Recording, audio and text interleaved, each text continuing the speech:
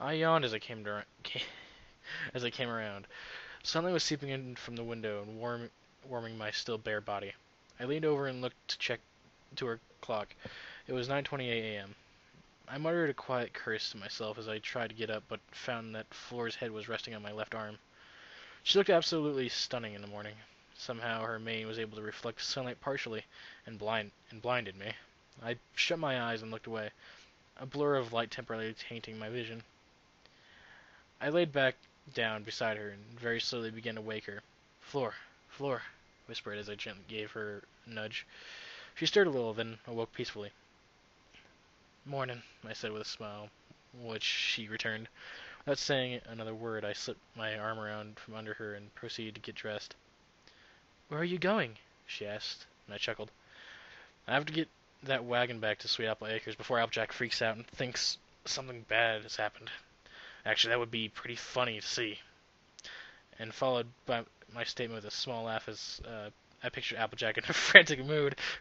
She probably cared about the godforsaken wagon more than she cared about me. But can you blame her? I'm just an animal to her. "Will he be back?" she asked, and I nodded. She stood up and quickly trotted over to me. "Promise?" she asked, and I leaned forwards, giving her a quick peck on the lips. "I promise." I told her with a smile as I fitted my boots on, then proceeded out the door of the house. I looked both ways. Jesus, day seemed perfect, like nothing could possibly go wrong. As I walked down the streets, I noticed ponies were scarce. Usually they were out and about at this time, but I guess not today. I eventually made my way to the wagon, which was empty, and smiled. I'd forgotten to get the payment for the goods. Oh well, I could just have it put on Fancy Pants' tab. I began getting ready to wagon for departure when suddenly Applejack rushed over to me.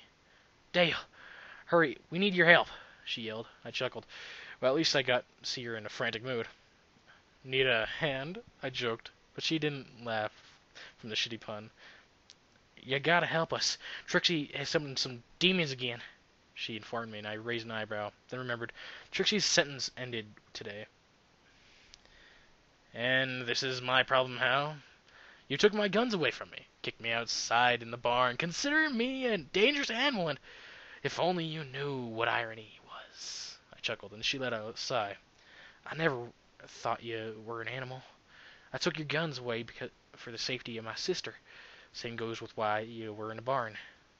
She told me, if it was any if it was any pony else, I would have called them a cocksucking liar, but she was the element of honesty, or something like that. "Well, regardless, you threw away my guns, so I can't help you," I told her as I grabbed the wagon tongue and began to pull it along. It was extremely light compared to what it used to weigh, with all the goods on it. Applejack opened one of her saddlebags and offered me my Desert Eagle. I never threw it away. Just hid it. Now please, can you find in your heart to forgive us and help save Equestria?" she asked. I smirked. Save Equestria? Was she for real? "Yeah, no thanks. I'll pass," I told her and continued to pull the wagon along. She wouldn't leave me alone, though. "Dale, you can't just leave us in the darkness. You're a hero. Heroes don't walk away," she pleaded. I closed my eyes and let out a quiet laugh, but made sure she could hear it. "I'm not a hero. Just a dangerous animal, remember?" I told her. "I never thought you were an animal!" she yelled, but I paid her no mind and simply walked away with the wagon. Everyone gets theirs. That's the saying, right? So I walked through town as I started to notice things I hadn't before. There were burn marks on buildings, windows were smashed, and still above all else there wasn't a soul on the street, minus Applejack and myself. She kept trying to pester me into helping her, but I wasn't going to give. After I reached the city limits, she left saying that she was going to try and help, and that it was something I apparently didn't understand. Not after all I had been through. Sure, at any time I could have just left, but where would I go? No pony would actually let me live with them. No pony that I knew of anyway. After 2 hours or so, I arrived back at the farm, parked the wagon. Big Mac was working away at the tree fields. I guess the news hadn't reached Ponyville yet. I walked up beside him and grabbed a bucket. I picked up the apples while he bucked them down. "Guess you ain't heard yet, huh?" I asked. "Heard what?" "Trixie let out some demons again, and they're terrorizing Camelot, and I guess no pony can stop them," I informed him. He stopped bucking and turned to me. I placed one last apple into the bucket and looked up at him. "You're gonna stop him?" he asked, and I shook my head. "Why not?" he asked, and I chuckled. Was he for real, too? Why not? After the way I got treated here? You're not seriously asking why I'm not gonna help, are you? I asked, rhetorically, but he nodded. Man, I got kicked out of the house, my gun's taken away, and I got fed leftovers that are usually cold. I have no bedding, no washroom, no... Never mind. You get the idea, I told him. He placed a hoof on my shoulder and gave me a serious look. You weren't treated unfairly. We were just being precautious. Yeah, you would wake up screaming and roaring, knocking things over in fear something was trying to kill you in your sleep. Of course, we're gonna take away your guns, he told me. I raised an eyebrow.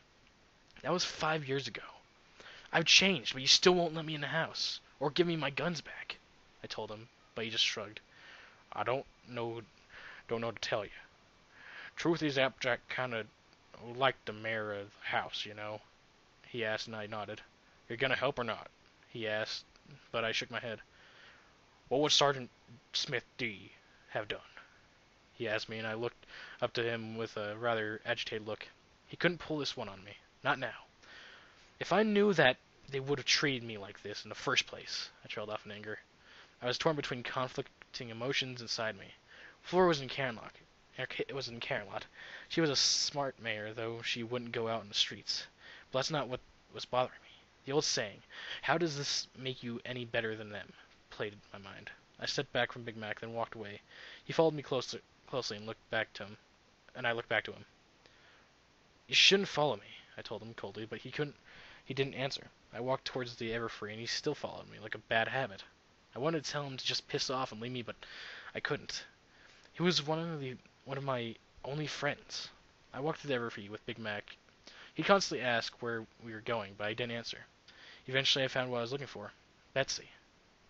When things were start, when things had started to head south, I hid her in a fear of what might happen to her. I never told any pony where I put her, and had never once came back to her despite no maintenance over the past few years, she still looked rather fine.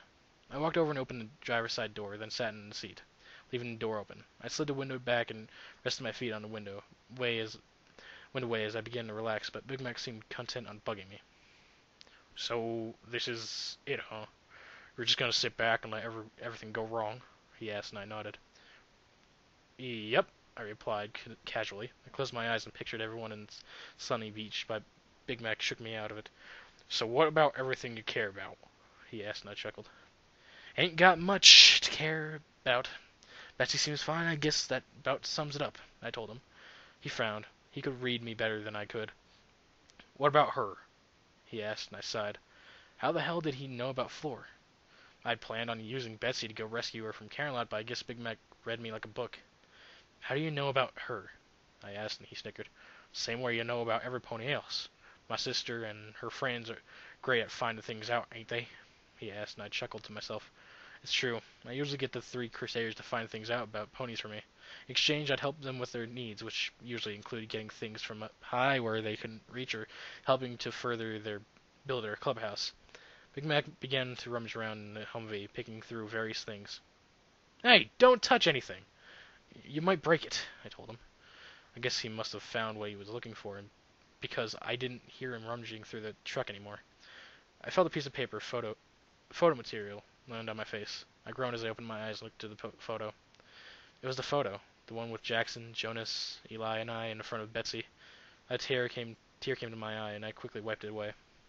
I pulled the dog tags from around my chest, held them in my palms as I looked down to them with self-disgrace. This wasn't me. I was better than this, wasn't I? I felt Big Mac place a hoof on my shoulder. If you can't find any pony to do it for them. And for her, he told me. I looked to him with a smile. I'm not a hero, Big Mac. Never was and never will be. Just a soldier. No more. No less. I have a promise to keep. And besides, it's what Sergeant Major Smith D. would have done. What I should have done in the beginning. I said with a smile. My smile faded as I realized I was a little short on weapons. The M134... The M134 would be fine as long as I was in the Humvee, but other than that I was a little empty-handed. I looked into the back seat. Elijah's AA-12 rested on back.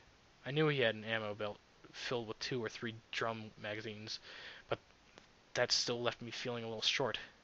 I snapped my finger as I thought came to my mind. "What you doing?" Big Mac asked as he watched me begin to look around in the truck. Jonas always stashed his Glock in the truck, in case of emergencies. Now where the fuck did he put it? He would always dick around with it in the worst times, I muttered as I looked around. Jonas, you idiot, I thought to myself. I kind of felt bad for cursing a deceased friend of mine, but at the moment his mischief was starting to agitate me. He couldn't have just had it in his hip holster or something. No, he had to have it hidden somewhere. I crawled down to the floor and began to feel underneath the seat of Big Mac. "What you doing?" he asked curiously. Finally I felt it, the cool feel of Jonas's Glock. Why the hell would he have a gun underneath the seat? We weren't gangsters or anything. We were allowed to have our weapons in holsters. It would be a mystery that I would never unveil. I ejected the magazine and checked it. It was loaded. I slid the magazine back in the gun and cocked back the slide, then released it. "All right, Big Mac, let's go save the day," I said with a bit of sarcasm in my voice.